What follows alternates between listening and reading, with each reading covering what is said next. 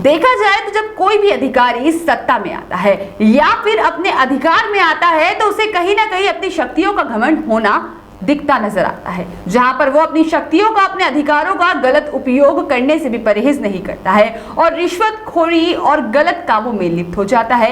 ऐसा ही एक मामला फिर से सामने आया है कुशीनगर से, जहां पर एक अधिकारी द्वारा रिश्वत की मांग की गई और जिसकी मांग पूरी करने के लिए एक व्यक्ति को भीख मांगनी पड़ गई। जी हां, आप चौंकिए नहीं, ये सच बात है। प्रदेश सरकार भ्रष्टाचार खत्म करने की लाख दावे और कोशिश करती है, लेकिन जनपद के अधिकारियों द्वारा सरकार के मंसूबों पर पानी फेरने का काम लगातार किया जा रहा है। मामला जनपद कुशीनगर का है, जहां एक व्यक्ति जिला समाज कल्याण अधिकारी को रिश्वत देने के लिए भीख मांगता हुआ नजर आ रहा है। जब मीडिया ने बात की तो उसने क्या कहा, आइए आपको हमारे संवाददाता बताएंगे।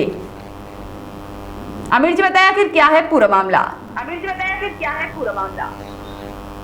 जी मैम, कल दिन में एक व्यक्ति द्वारा थाली लेकर के भीख मांगा जा रहा था। तब तक मीडिया टीम की नजर पड़ी, सभी लोग उससे पूछने लगे कि भाई आप अच्छे खासे पर्सनालिटी आपकी दिख रही है, फिर भीख क्यों मांग रहे हैं। तो उसने बताया कि मेरा नाम प्रियांशु गोड़ है और SC/ST का एक मुकदमा मैं दर्ज कराया हूँ, जिसमें सरकार के तरफ से कुछ सहायता राशि देने की प्राविधान है। पैरवी के लिए कुछ पैसे सरकार के द्वारा दी जाती है, उस पैसे को ट्रांसफर करने का अधिकार जिला समाज कल्याण अधिकारी के पास है। तो मैं उसके पास काफी दिनों से चक्कर लगा रहा हूँ, काफी दिनों से धरना पर बैठा हूँ, मगर कोई हमारा सुनने वाला नहीं है, ना कोई अधिकारी हमसे बातचीत किया है। तो मैं सोचा हूँ कि मैं किसी तरह उनको रिश्वत देने के लिए भीख मांगू। तो हम लोग ने मीडिया ने पूछताछ की तो उससे पता चला कि वो जिला समाज कल्याण अधिकारी उससे रिश्वत की मांग किए थे, जिसको लेकर के वो व्यक्ति जगह जगह भीख मांगता। जी बिल्कुल आमिर जी, देखा जाए जिस तरीके से बताया जा रहा है कि व्यक्ति के द्वारा काफी लंबे समय से अधिकारी के चक्कर लगाए जा रहे थे, कई बार उनसे बात करने की कोशिश की गई, लेकिन आखिरकार नतीजा रिश्वत ही निकला। लेकिन मैं जानना चाहूंगी, चूंकि व्यक्ति इतने समय से युवक परेशान हो रहा है, तो क्या उसने आला अधिकारियों को इस पूरी घटना से अवगत कराने की या फिर किसी तरीके से बात करने की कोशिश नहीं की?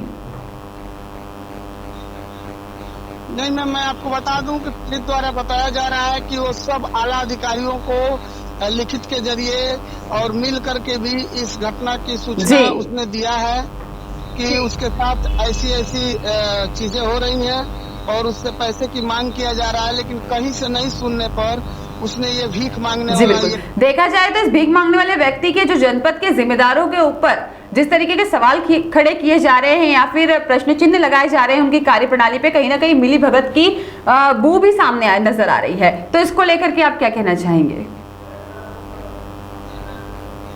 जी मैम, ये तो इसी प्रदेश का नहीं, इसी जनपद का नहीं, पूरे प्रदेश में इस तरह की तमाम समस्याएं हैं, जिसको सरकार चाहती है कि किसी तरह से इसका निदान हो और भ्रष्टाचार खत्म हो। लेकिन कई जगह कई तरह के अधिकारी हैं जिनको रिश्वत का जैसे आदत पड़ गई है।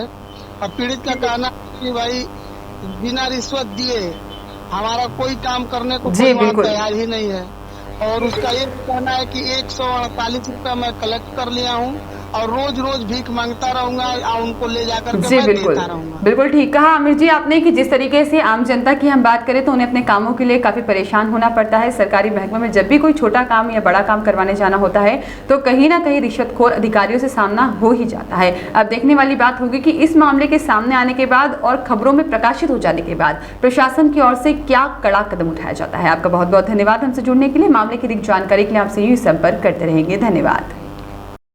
प्रियेश गोड़ नाम है मेरा। क्या समस्या है? मेरी समस्या यह है कि SC/ST जो मुकदमा पंजीकृत होता है उसमें सरकार मुकदमा लड़ने के लिए, पैरवी करने के लिए धन देती है, और मेरा मुकदमा 2 अप्रैल को दर्ज है। SC/ST का मुकदमा जो शासनादेश में व्यवस्था है उस शासनादेश के हिसाब से समाज कल्याण अधिकारी धन नहीं दिए हैं। मुझे मुकदमे की पैरवी करना है, मुझे हाईकोर्ट कर जाना है। एक सरकारी अधिकारी ने मेरे ऊपर मारपीट का फर्जी मुकदमा पंजीकृत करवा दिया है, तो उस मुकदमे की पैरवी करने के लिए मुझे हाईकोर्ट जाना है, उसके FIR को कैंसिल करवाना है, उसके चार्जशीट को चैलेंज करना है। तो उसी में धन की आवश्यकता है मुझे, तो मैं भी उसके ऊपर SC/ST का मुकदमा पंजीकृत कराया हूँ। तो यह नियम है, शासनादेश में व्यवस्था है कि जब SC/ST मुकदमा पंजीकृत हो जाता है तो शासन से धन मिलता है आपको मुकदमा लड़ने के लिए, पैरवी करने के लिए।